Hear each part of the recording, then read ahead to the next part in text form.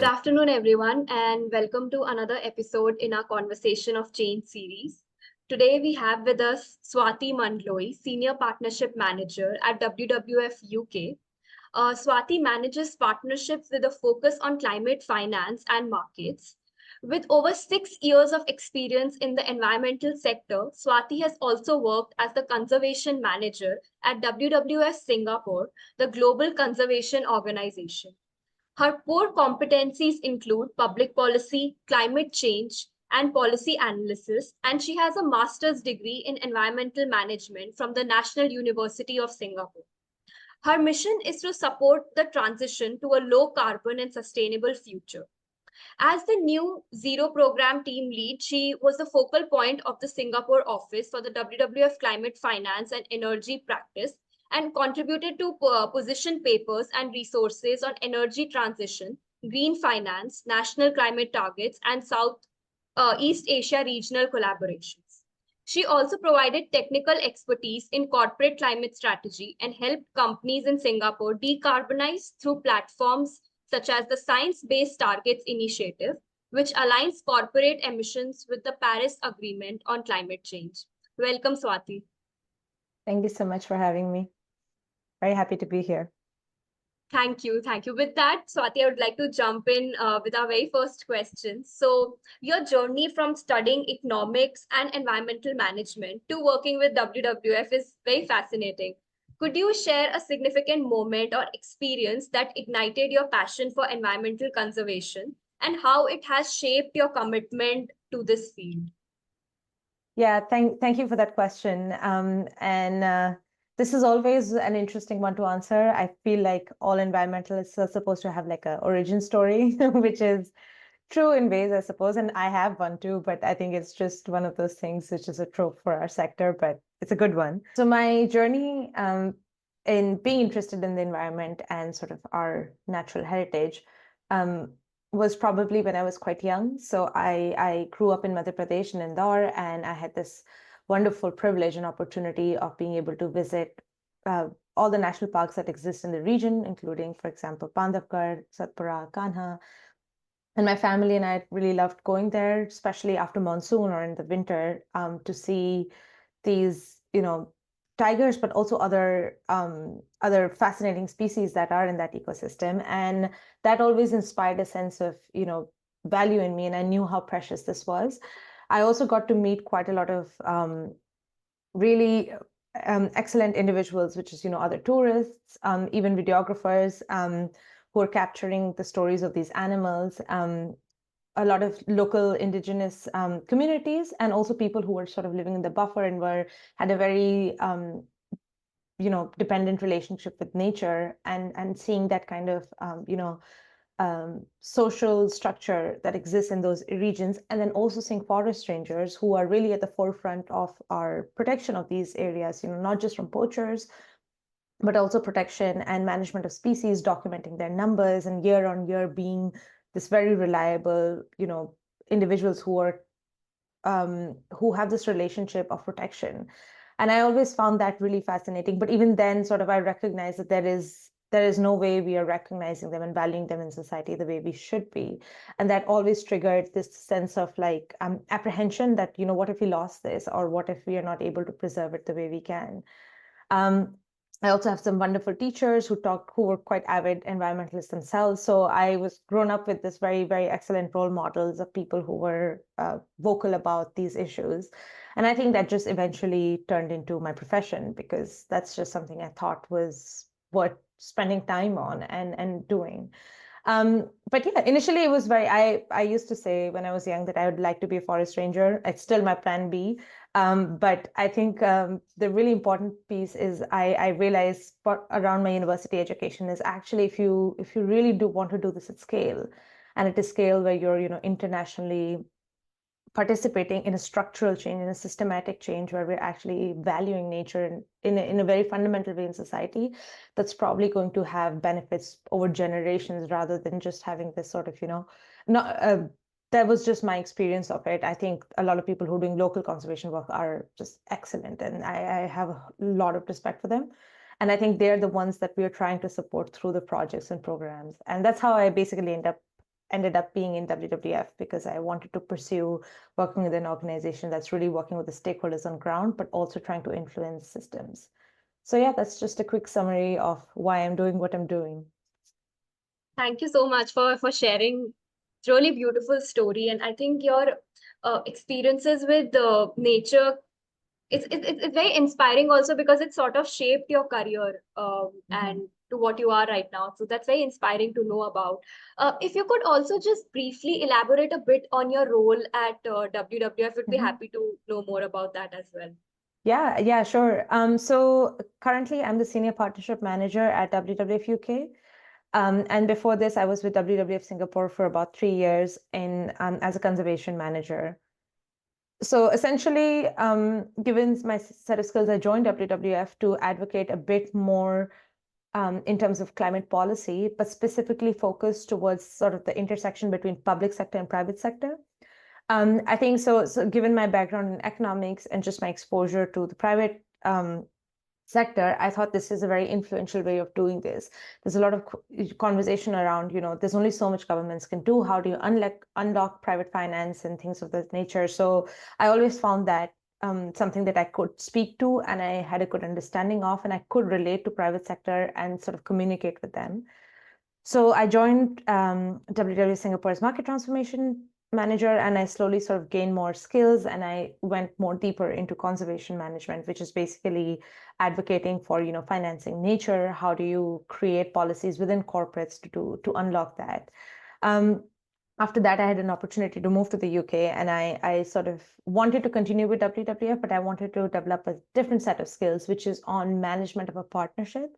So these are what I currently do in my role is we have corporates that we've already have partnerships with, and they've committed a certain amount of funds. So for example, currently I work on the Aviva partnership, and they have committed about £6 million over 3 years.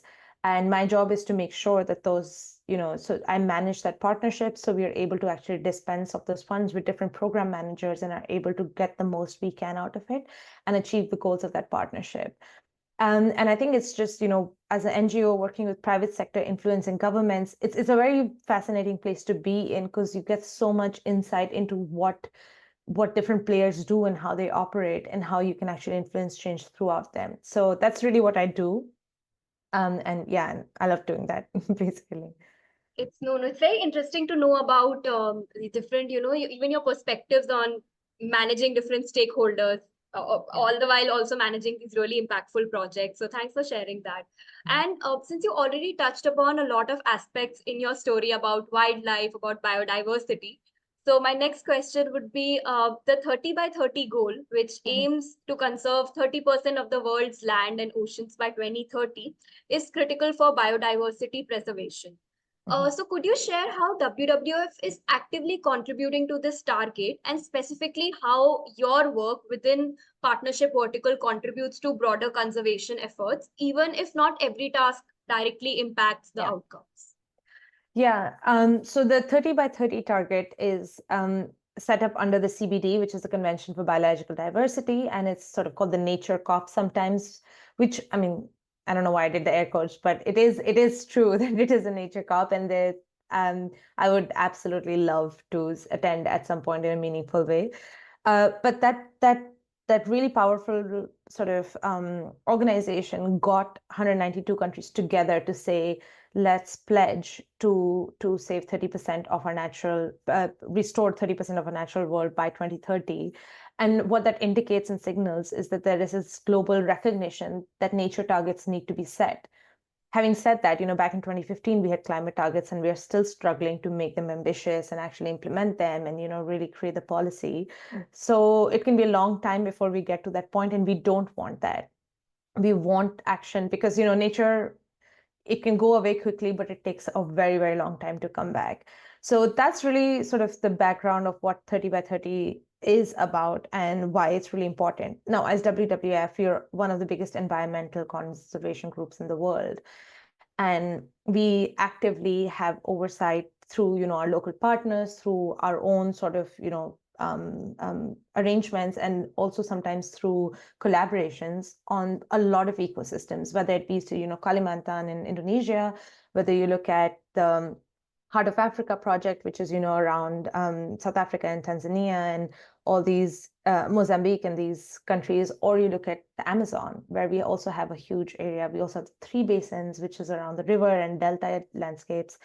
There's a lot in terms of the area that WWF is, directly or indirectly engaged with through local offices.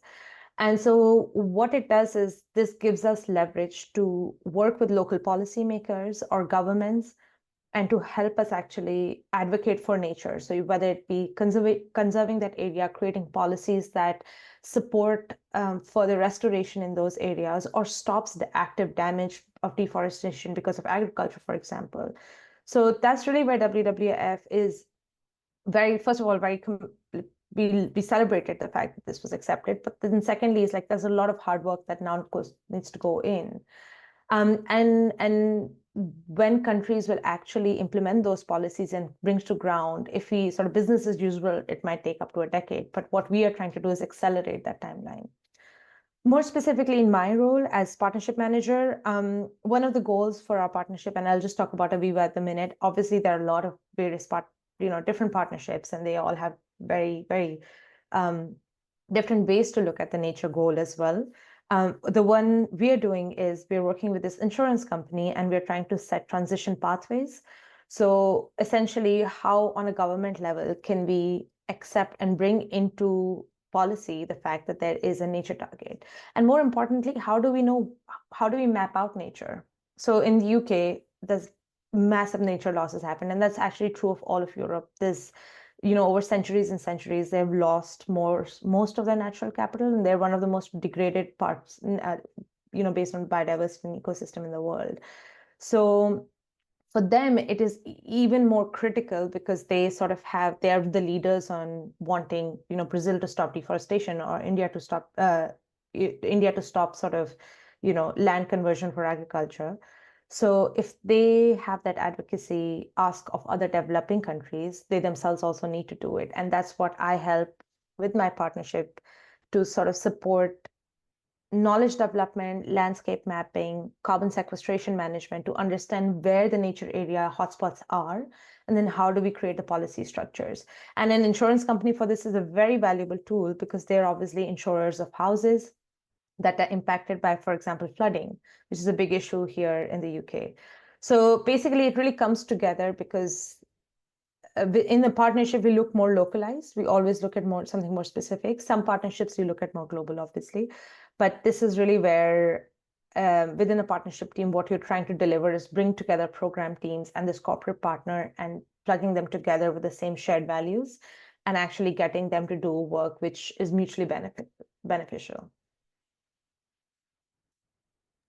No, thank you so much, Swati, for sharing that. I think there's a lot of collaboration and sort of resource mobilization also, if what I could get from it. So thanks for sharing that, and also thanks for elaborating on the goal so that our larger audience can also get an understanding around it. So with that, Swati, how do you also see waste management policies evolving? And can you provide examples of how integrated policy approaches have improved waste management practices? Yeah, so this is a part of, I haven't really talked about this before, but I was in the waste management sector for about 4 years before I joined WWF, which I really loved working in waste. And I thought it was such an interesting one. Just a quick background, I always thought this was interesting, is waste management traditionally was labeled as the environment sector, which to me still baffles me because there's actually so much to do in the environment sector. And largely for countries, if they had like a environment ministry, they would look at water management, waste management. So just say something about the way we valued things in the past. But yeah, so I think waste management sector is just absolutely important. And very simply put, previously we had this model, which is the linear economy, where we are, producing, using, throwing away, and the problem goes away. But we have started to recognize now that we are nearly, more than 8 billion, I think, globally, the level of population we have, we cannot actually expect the problem to go away without dealing with it. We're just far too many people and we're using far too many resources. And so waste management's obviously come front and center. So the way I look at it, there's two aspects to it when we think about integrated waste management policies. One is, which is the missing piece, in my opinion, at the moment, is we are thinking about how do we use the waste products, and we are thinking about how to tackle waste pollution. But where we are not really at the moment in society is, when do we start questioning how to design products, or how do we change systems so that waste doesn't exist? There is some work there, don't get me wrong. It's not that nobody's working on it, but it's just a very nascent stage. It's a systemic transformation issue, and that's what requires like absolutely changing the way we consume. And that is a slower progress that's happening in the waste management space. What we are looking at, however, more functionally today is how do we deal, one, with all this massive waste we're producing, whether it be, single-use plastics, food waste, materials waste, logistic supply chain waste that kind of occurs across various steps of production. And that, I think, is where I personally believe like technology and policy are a very, very potent combination. Because when you allow through either subsidization or through some sort of incentive to want to deal with that waste, and you have the right technology to do it in a cheap, efficient, and long-term manner, I think those solutions plug in very, very quickly. And I think that's where a lot of people are doing innovation and trying to make that work. And then on the third side of on the integrated waste management policy is there is a lot of pollution we have put out in the world, which is, whether it be in our oceans, whether it be massive landfills, whether it be, we're exporting and importing and created bad waste management structures. And that, I think, is a lot more to do with, there is an element of technology to it, because, how do you collect the waste? But there is also an element of systemic change. Like, how do we actually plug that back into saying, how do we actually consume? And so I think there are a lot of facets to waste management, and things are changing quite quickly. But the one, I think the most exciting one from like an entrepreneur or from an implementation perspective is that where we know the waste exists, and it's, a very specific kind of waste, and do we have the technology to make it into something useful? I think that's probably the fastest moving. And then the rest too are slow systemic changes that we are also slowly working towards. Yes, no, very, very interesting how you sort of highlighted the importance of tech and policy to deal with waste management. And yeah, I do agree. I think it's more of a behavioral change also that sort of is required, like you mentioned, systemic change. And I think that's a very long-term thing that might come into play over the period of years or over the period of generations that are going to come. So no, thanks for highlighting so many aspects in this. Okay, so with that, Swati, I would also like to know your thoughts on the progress of Article 6. If you could just elaborate a little bit more on that under the Paris Agreement, and how do civil society and youth organizations contribute to these discussions on platforms like the UNFCCC? Yeah, sure. Yeah, I think this is a topic that's personally very close to me, because I've worked on the climate COP and Article 6 for nearly 5 years now. And this is something which is the most frustrating but also exciting part of being in this space. I mean, if you do really, really broad strokes, Article 6 is carbon markets, but obviously it's a bit more complicated than that, because a part of it is, how do you report on it? How do you trade them? What they include, and how do you transparently report on them? So Article 6 is basically the mechanism, the function that globally we are coming together to want to agree on. We made a lot of progress back in Glasgow, which is COP26, which was in 2021, right after the pandemic. And that was a really landmark COP for Article 6, because we got a lot of countries to be like, all right, you know what, let's just mutually compromise and agree to a basic set of skills. There is still ongoing debate on a lot of other things like inventories and reporting, and where do you register these carbon credits, and all that fascinating, really, really boring, document heavy stuff that I would recommend going into if you're really interested in that. Otherwise, you can really, there's a lot of wonderful news agencies and sort of companies that do an excellent job in translating all of this into meaningful ways for your sector. So take your pick. You don't have to go into the deep end of it. But that's what really Article 6 is. And within that, one of the biggest areas that we're looking at right now, which is pretty big, is voluntary carbon markets and where they fit in with the international carbon markets mechanism. But I don't want to go into that. That's a very hot and live debate, and I don't want to really touch that at the moment in this forum. But essentially, Article 6 is a very, very important mechanism, in my opinion, because we have a responsibility to finance the natural areas of our world and be able to make them valuable and be able to give them the kind of resources they need to sustain. And that's what really long-term, what carbon markets is trying to achieve. And I think the other thing is carbon markets are very necessary to help countries meet their own carbon targets. So for example, Europe, for example, has a lot of degraded natural areas. It'll take them quite a long time to restore and be able to sequester carbon. So it is important that they are able to finance preservation in areas where there's more immediate resources needed, whether it be like Amazon. So these are really called ITMOs, which is the internationally transferred mitigation options. And another quick thing is it's not just nature-based, there's also technological. So for example, setting up a solar plant, that can also be a carbon mechanism, right? So how do you finance that? Can you draw finance?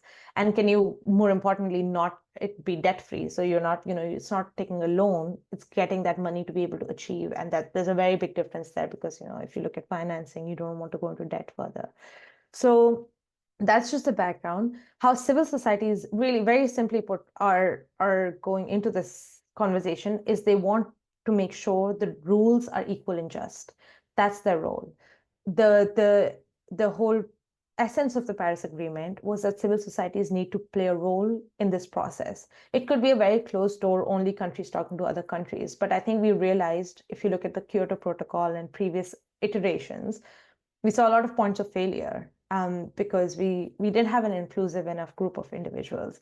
And so civil societies being in that conversation is them being able to vocalize their concerns, bring evidence, bring very, very convincing arguments, representing voices, for example, of indigenous groups who are pretty much at the forefront of a lot of these natural capital and carbon markets.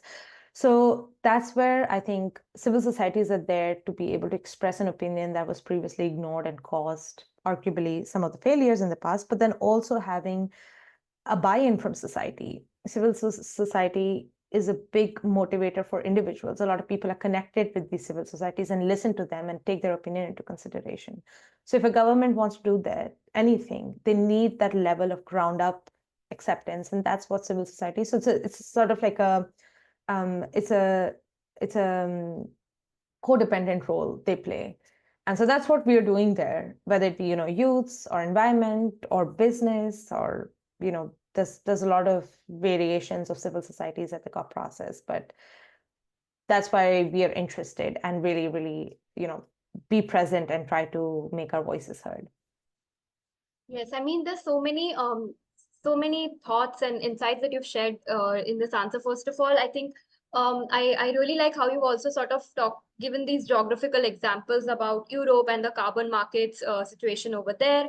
And then I kind of very strongly agree with you on how this ground up approach is so crucial because CSRs are kind of connected to people or are working with beneficiaries on the ground. So I mean, I think them being involved in this conversation, their voice is very important because they sort of directly are dealing with these issues that are the various climate issues. Basically, everyone is affected with. So thanks for sharing so many perspectives, Swati. Really helpful to know about it. Sure. And so with that, as an ongoing question, how are non-profit organizations such as World Wildlife Fund, and I know you've already covered so many aspects and so many different work streams in which WWF is involved in, how are such organizations and their pioneering initiatives within workplaces, how are they able to combat climate change or work in that climate domain? Yeah, so I mean, if the question is how within WWF we are doing it as an organization, I will tell you, if you try to talk about climate action to people in WWF, you're preaching to the converted. These are some of the most inspiring individuals I've met in my life, and so many personal habits I've picked up in my life are because of the people I work with. It is really unbelievable as far as like the quality of workplace goes. And I'm not being paid to promote WWF at all. But it's just my personal experience. It's if you're in this sector and if you have this, this kind of frustration and anger, but you're surrounded by people who are actively dealing with it, it brings you a sense of optimism like I've not seen. But this could be just my personal take. A lot of people do get frustrated as well because things do move slowly and there's a lot of, experiences can be varied. But having said that, on an organizational level, you have to practice what you preach. So, for example, we have a pretty strict carbon budget. So, for example, if you want to take a flight for a project or something, you really have to, we have a very limited carbon budget. So travel and how we prioritize representation is very methodical, and we have to be quite careful about it. So those are some practices which I've seen that companies are also taking up. We have a huge element, especially in the UK, I will say it differs in different parts of the world, but also in Singapore, we saw this a massively interesting thing we used to do is lunch sessions. So it used to be like lunch and go or grab and go. And what we would do is we would have all these interesting people, for example, a coral scientist or a snake expert or somebody who's been working on wildflower restoration. And they come in for an hour and they share about their experience in the field. So that's one of those things that being in an organization, that inter knowledge exchange and being able to be part of that network is actually a very, very positive thing. And it really motivates you to think beyond the borders of your work and think about, how you can do that cross-sectional thinking between, policy, conservation, youth engagement, all those very important aspects. Yeah, and then lastly, I say we have a plethora of amazing videos, amazing photographs, amazing stories that I can probably tap 2 or 3 colleagues before I get to a crazy life-changing story about how nature changed their lives. So that's always good to have. And there's just this sense of, this respect for nature, and people are just, farmers in their own right. People are growers. People love, protecting habitat or are planting, wildflowers in their backyards. There's no end to being inspired in an organization, in an NGO, which is, inspires people and brings people who are very committed to the goal. I think very well said, and I totally resonate with you on that. I mean, for us as well, and I know you've also talked about so many stories, so many personal stories of colleagues, of your profession, of your peers who are also following so many inspiring things. And I think we ourselves see that at our organization also, where there's just these small practices like you've mentioned about traveling, about having a limited carbon budget.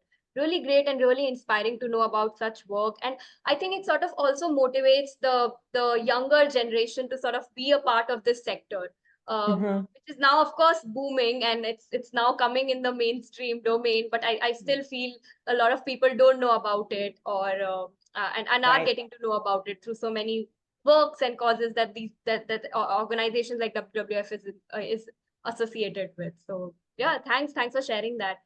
With that, my last question to you would be, as someone experienced in climate and energy practices, partnerships, and corporate climate strategy, what tips would you give to aspiring professionals aiming for roles in these areas?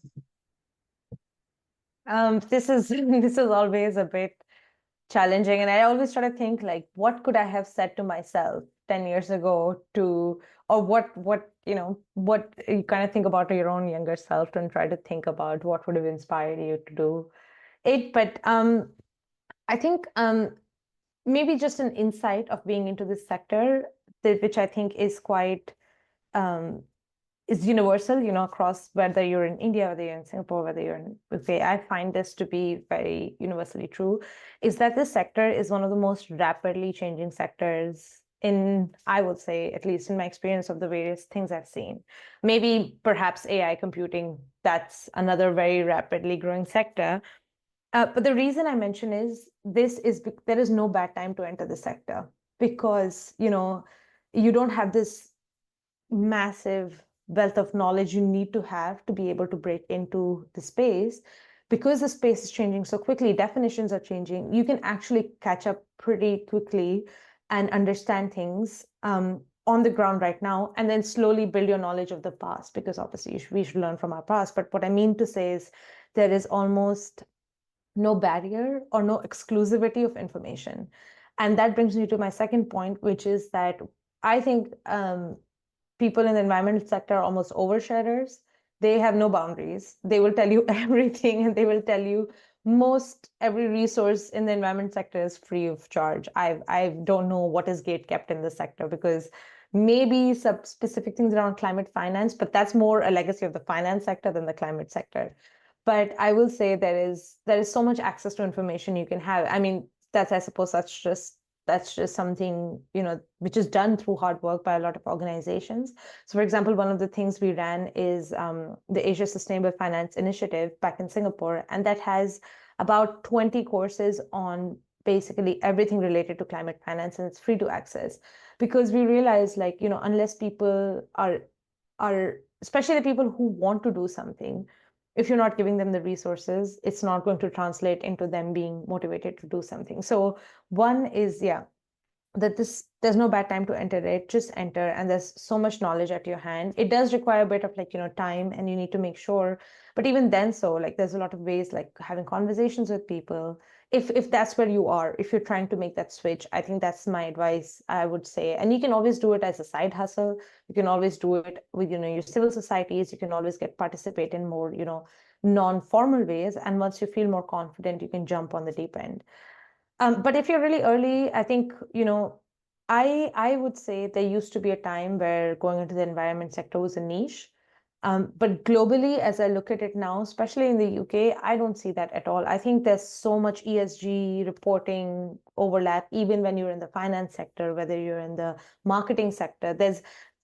Every corporate we work with here in their marketing department has an anti-greenwashing committee that is making sure every claim is rigorously checked to make sure there are no holes in the narrative, that nobody's putting out anything frivolously, which is a very positive thing. Journalism has massive environmental journalism now. So I would say, if you have a core expertise area that you're very good at, it can very easily be translated into the environment sector. It's a very transferable sector. What it requires you to know a little bit more about climate. And lastly, I would say there is definitely the where I feel is more barrier is, for example, doing policy advocacy, being in those, like, front-facing roles where there's a little bit more exposure you have, and you are more exposed to criticism, or you're more exposed to, in a good way. Like, sometimes it's good to have the question. I think going into advocacy and going into that space of vocalizing your thoughts on a public platform, I think there's a couple of ways to do it, but I think it's a good lead to take on some of the organizations, like, for example, WWF, but there's also a lot more. There's WRI, there's CDP, there's a lot of organizations that are doing some wonderful work, and it's about using their platforms potentially to be able to do some of the advocacy. And I think that's a good way to get started until you find your own feet. So yeah, wherever you are in your space, whether you're just making the switch, whether you're trying to understand where you fit in, all of those, I think there's so much you can do in this space. It's just you have to take a little bit of a leap and maybe a pay cut depending on which sector you are, but you can eventually get there. It's not that challenging, I feel. Yeah. Thanks for sharing such candid thoughts, Swati. And I totally agree with you. I think in today's time, every kind of job sort of can be converted into a climate job. So even if you're a journalist, you could sort of think to switch to something in environment journalism. And there's just so many options now. And I also agree with your point. There are so many resources, so many fellowships that are now available to just, kickstart your career in the climate space. Yeah. So great points that you've shared, and I'm sure it'll also benefit our audience. So thanks a lot for sharing all of it, and thank you for being a part of Conversation of Change series. It was really great chatting with you today. Yeah, thank you so much. And I just want to also say, like, it's great that Climate Asia is doing this, and there is I'm sure if there is an opportunity to collaborate in the future, but also, like, if your audiences have any question, please feel free to let me know. And I would absolutely, be happy to share more and just keep the conversation going, I suppose. But yeah, thank you so much for having me.